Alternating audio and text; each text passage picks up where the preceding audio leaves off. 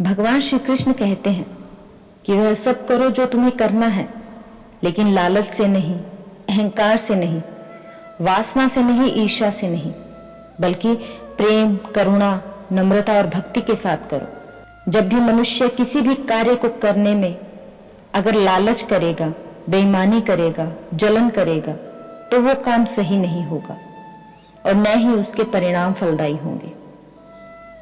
इसके अतिरिक्त जिस कार्य को हम पूरे मन से प्रेम पूर्वक करेंगे तो वो न सिर्फ हमारे लिए बल्कि समाज के लिए भी हितप्रद होगा।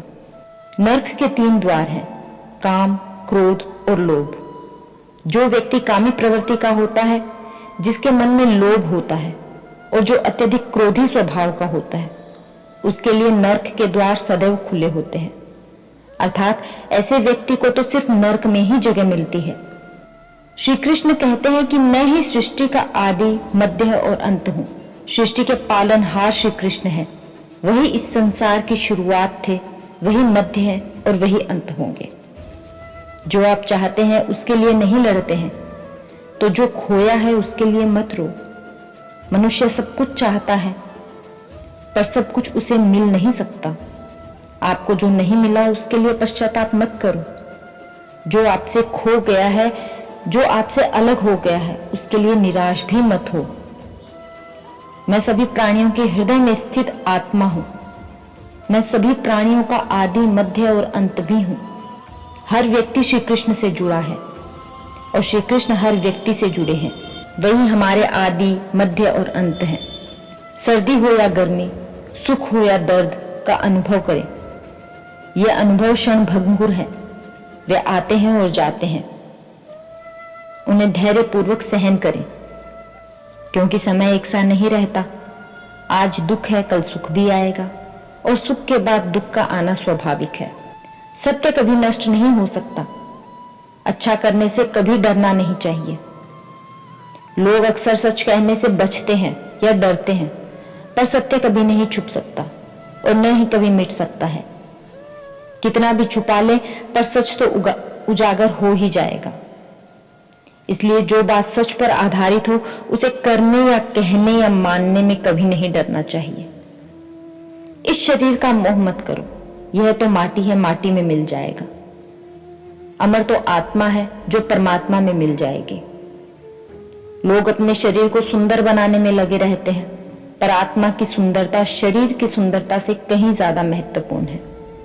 शरीर तो नश्वर है, मिट्टी ही तो है जो मिट्टी में मिल जाएगा, पर आत्मा अमर है। इसलिए आत्मा की सुंदरता पर ध्यान दो। आत्मा की सुंदरता अपने को श्री कृष्ण में लीन करने में मिलती है। जो हुआ अच्छा हुआ। जो होता है अच्छे के लिए ही होता है। कभी कभी विपरीत परिस्थितियां हमारी वर्तमान परिस्थितियों को अच्छा करने के लिए ही आती है।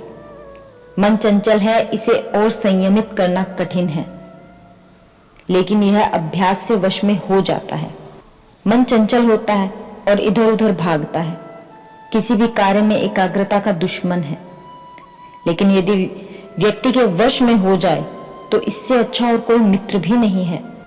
मन को एकाग्र करना जरूरी है, बस थोड़े से प्रयास और अभ्यास की जरूरत है। श्री कृष्ण उन्हीं के हैं जो श्री कृष्ण के हैं। भगवान तो बस प्रेम भक्ति के भूखे हैं। जो भी उनकी भक्ति में लीन होता है, जो भी प्रेम से उन्हें याद करता है, वो सदैव कल्याण करते हैं। जब भी आप कोई बुरा कार्य करते हो या अच्छा कार्य करते हो, आपको लगता है कोई देख नहीं रहा। यहाँ श्री कृष्ण कहते हैं कि तुम जो भी कर रहे हो, मेरी दृष्टि सदैव तुम पर है। इसलिए आप ये मत समझो कि आप अकेले हो। आपके साथ सदैव श्री कृष्ण है। हमारी सफलता और असफलता इस बात पर निर्भर करती है कि हम खुद पर कितना विश्वास करते हैं। व्यक्ति जो चाहे बन सकता है, यदि पूरे विश्वास के साथ अपने लक्ष्य पर चलता रहे। कहते हैं मन के हारे हार है और मन के जीते जीत। जिस प्रकार सकारात्मक विचारों से सफलता मिलती है, उसी प्रकार नकारात्मक विचारों से असफलता के मार्ग की ओर भी अग्रसर होते हैं।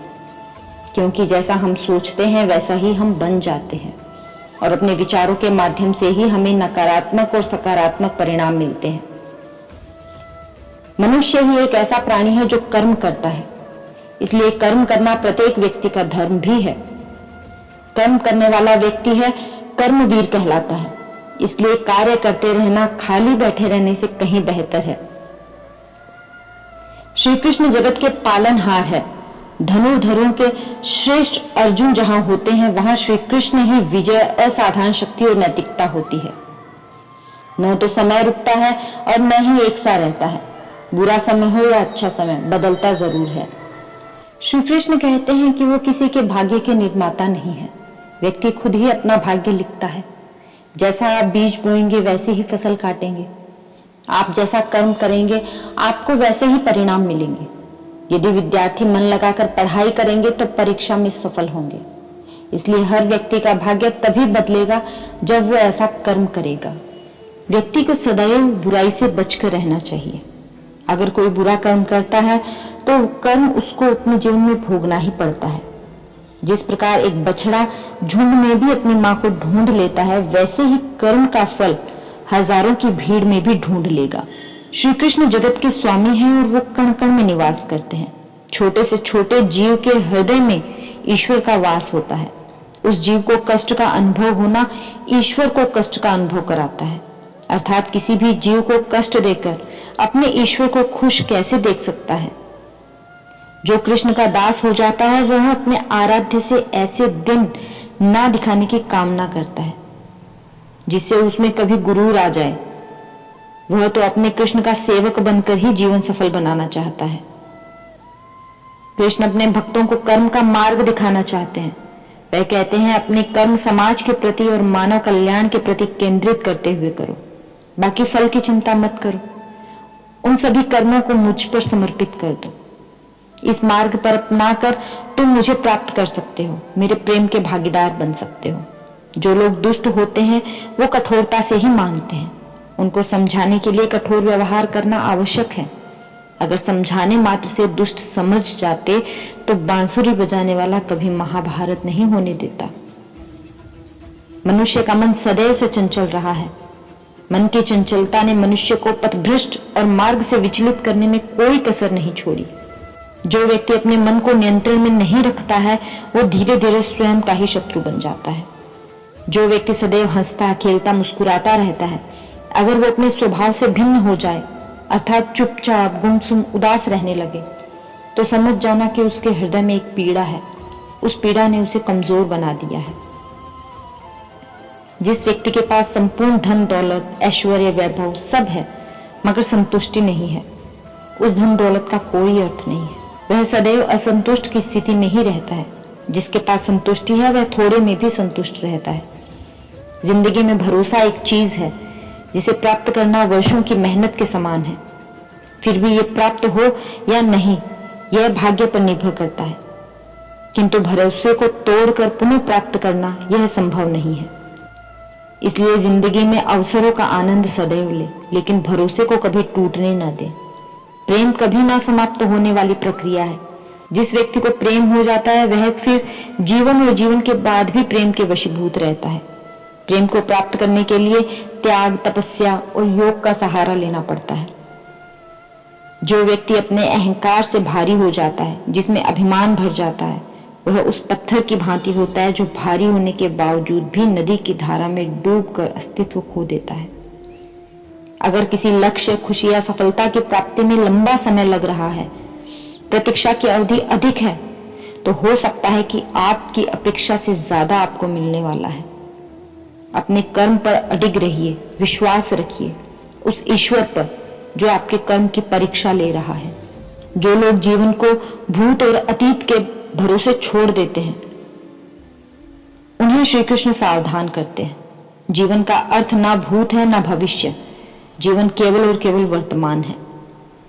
जो विधाता के लेख में होता है उसी का फल हमें मिलता है।